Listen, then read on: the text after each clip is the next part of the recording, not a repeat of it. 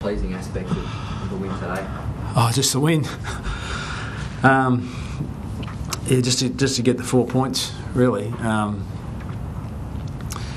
Doggies under the pump as a footy club after their below par performance. I think that'd be the first club to admit that they were pretty scratchy last week against West Coast. So we expected a real tough physical fight, and strangely enough, that the arm wrestle was more in the second half than the first half. We were expecting that it was going to be a real torrid affair in the first half, and listen, it was, but at least we were able to control the game in the first half and get some scoreboard pressure on them, and you keep them Western Bulldogs on their home track to 3 goals in the first half was a super effort by all our players, but particularly our back six were really strong, and Gibson, Murphy, Shellmakers really taking control of aerial balls and stopped some of their key forwards being a significant threat for them, and that was pivotal to us being able to get out to a bit of a lead by half time.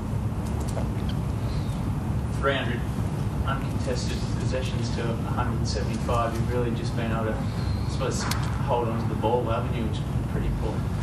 Yeah, well, we needed to control the ball against the Dogs. They are a side that if you give them possession of the footy, they can catch it to pieces with their feet, and we're very mindful that we wanted to control the ball where we possibly could.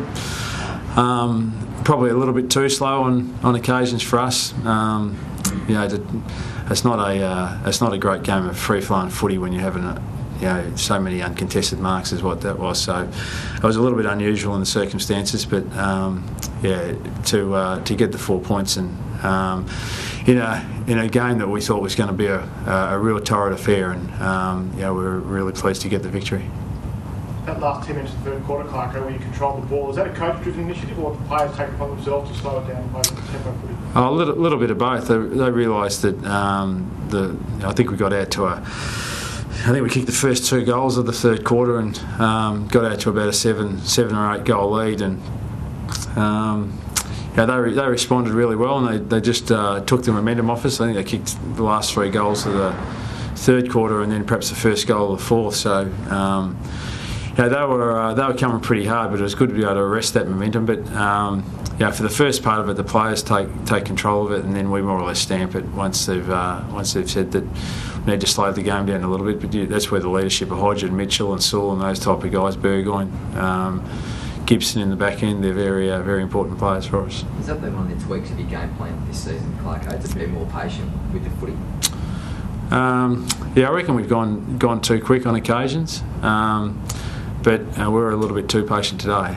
I thought we could have moved the ball forward to 3 options that we had forward of the footy, and didn't take them, and it wouldn't have been a great spectacle this game, and it ended up being 2 sides that are pretty talented sides. 13 goals to 7 or 8 goals to the Doggies.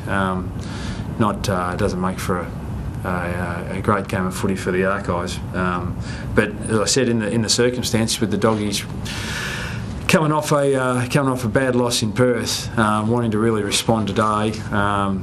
Gia's 200th game. They had a lot to play for, and we were able to suffocate their momentum early, which really helped us with the victory. You mentioned the defence earlier, how vital they were. How are they going? You don't get Stratton and Gillum for the rest of the year. You've had to, do a bit of patching up there, and they seem to be pretty resilient. Yeah, we're going okay with our back end.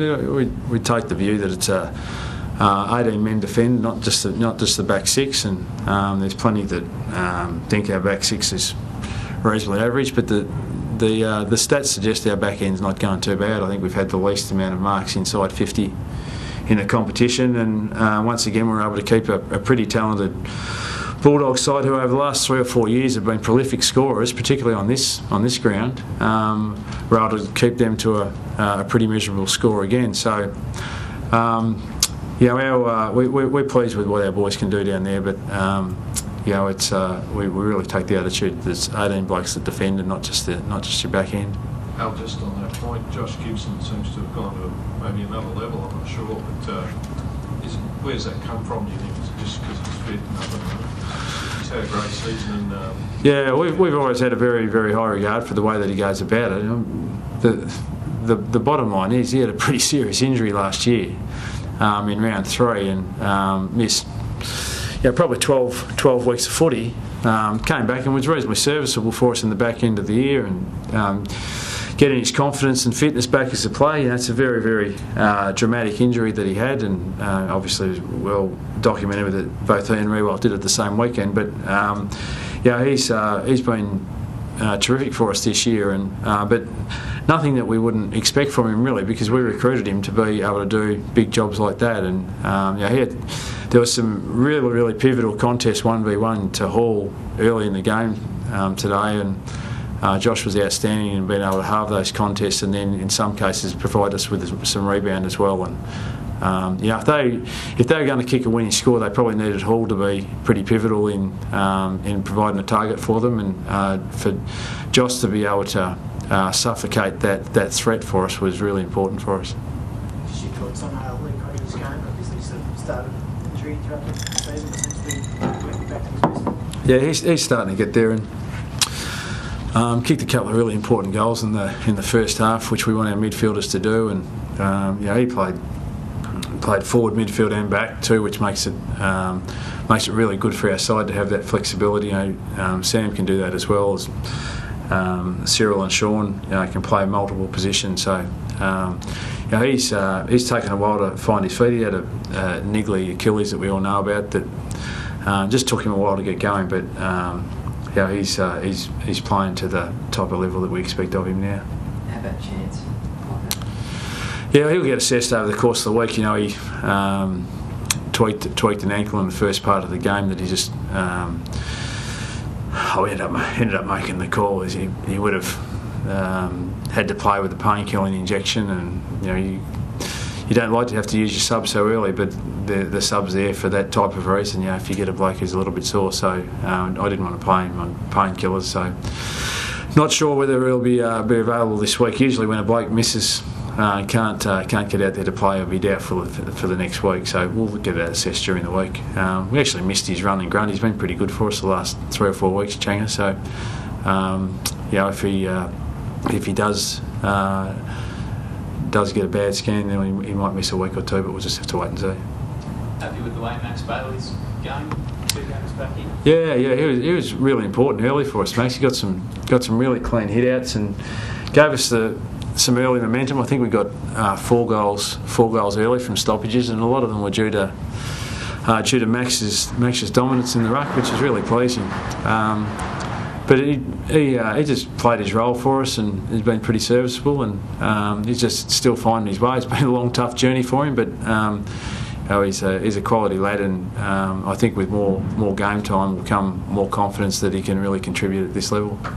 How important is it to have a guy like Leon Cameron in your box first year out of the club you're playing? Yeah, well, you're always pretty keen to win against your former club, I suppose. But listen, he gave us some great information. But he researches up. I always do with the rest of our coaches and our scouts and Johnny Wardrop, and the intelligence you get on opposition clubs is pretty good from all clubs. They research hard, but we had a little bit more of an idea of the Doggies because of Leon's involvement there.